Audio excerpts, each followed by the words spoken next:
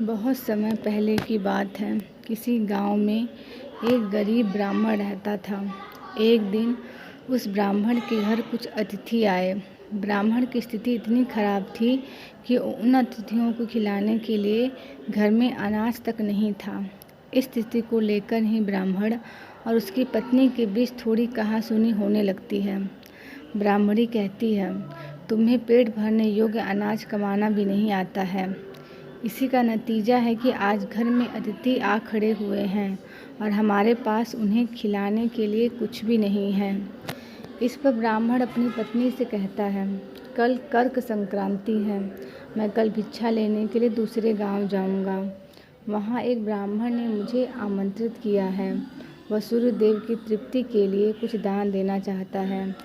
जब तक जो कुछ भी घर में है उसे आदर सत्कार के साथ अतिथियों के सामने रखो। ब्राह्मण की यह बात सुनकर ब्राह्मणी कहती है, तेरी पत्नी होकर मैंने कभी सुख नहीं भोगा है। न कभी खाने को मेवा मिष्ठान मिला, न ही ढंग के वस्त्र और आभूषण। आज तू कह रहा है जो भी घर में पड़ा हो वो अतिथियों के समक्ष रख दो। जब कुछ है ही नहीं तो मैं उनके सामने क्या रख दूं? पड़े हैं तो बस एक मुट्ठी तिल, तो क्या अतिथियों के सामने सूखे तिल रखना अच्छा लगेगा? पत्नी की यह बात सुनकर ब्राह्मण कहता है, ब्राह्मणी, तुम्हें ऐसा बिल्कुल भी नहीं कहना चाहिए। कारण यह है कि इच्छा के अनुसार किसी भी मनुष्य को धन की प्राप्ति नहीं होती है। जरूरी है तो पेट भरना, और पेट भरने योग्य अनाज तो मैं ले ही आता हूँ। अधिक धन की चाहत अच्छी नहीं। ऐसी इच्छा का तुम्हें त्याग कर देना चाहिए। अधिक धन की इच्छा के चक्कर में मनुष्य के माथे पर शिखा बन जाती है। माथे पर शिखा वाली बात सुन ब्राह्मणी बड़े ही आश्चर्य से ब्राह्मण से पूछती है, अधिक धन की इच्छा में माथे पर शिखा हो जाती है? मैं कुछ समझी नहीं। जो भी कहना है खुलकर कहिए। ब्राह्मणी के इस सवाल का जवाब देने के लिए ब्राह्मण अपनी पत्नी को शिकारी और गीदड़ की एक कहानी सुनाता है। ब्राह्मण कथा की शुरुआत करता है। एक दिन एक शिकारी जंगल में शिकार की खोज कर रहा था। जंगल में कुछ दूर आगे बढ़ने के बाद शिकारी को एक काले रंग का पहाड़ जैसा विशाल सूअर दिखाई देता है।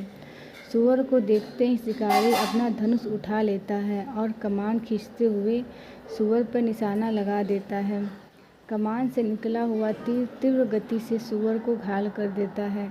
घायल होने पर सूअर चिंघाड़ता हुआ शिकारी पर पलटवार कर देता है। सूअर के तीखे दांतों से शिकारी का पेट फट जाता है। इस तरह शिकार और शिकारी दोनों का ही अंत हो जाता है।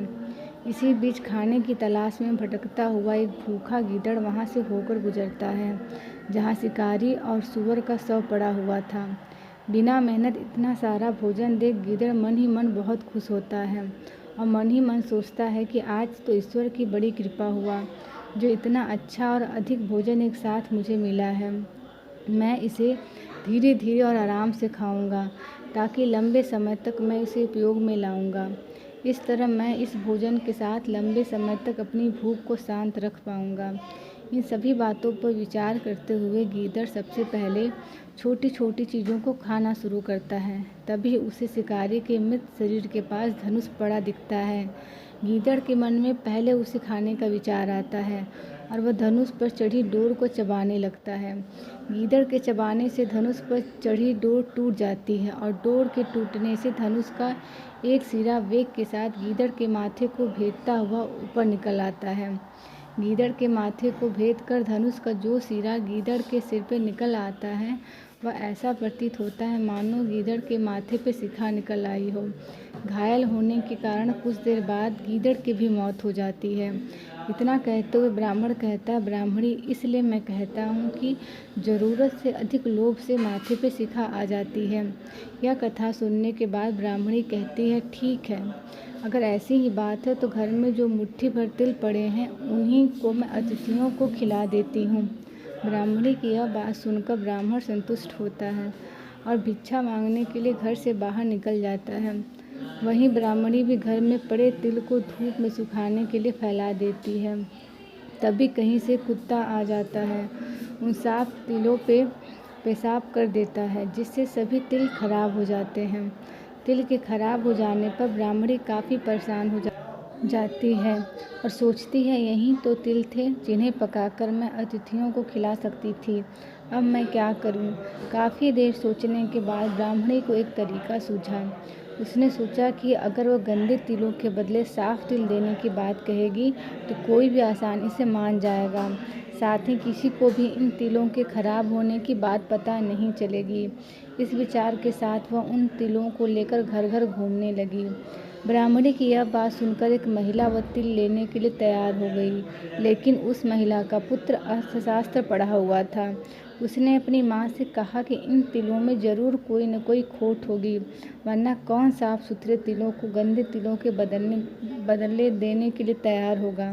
पुत्र की यह बात सुनकर महिला ने ब्राह्मणी के तिलों को लेने से मना कर दिया। दोस्तों, कहानी से हमें ये शिक्षा मिलती है कि हमारे पास जो भी होता है हमें उसी में सुखी रहना चाहिए। किसी के पास ज़्यादा चीज़ देखकर दुखी नहीं होना चाहिए।